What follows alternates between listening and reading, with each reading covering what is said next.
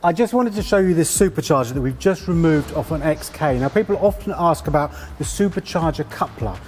This actually is a new coupler that we're about to fit, and typically when you turn a vehicle off that's got a failed coupler, you'll get a kind of knocking noise, and that's a classic sign that the coupler is probably on its way out.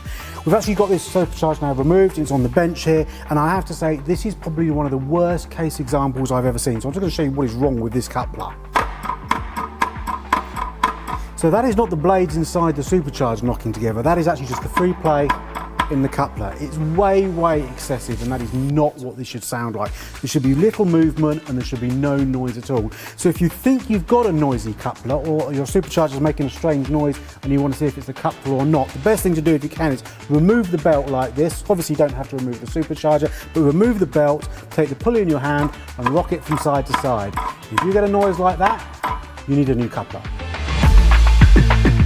Here we can see Matt removing the old coupler and replacing it with the new one.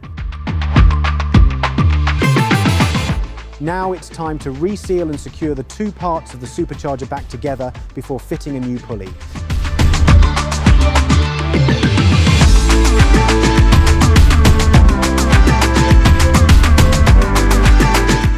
This is what your supercharger coupler should sound like.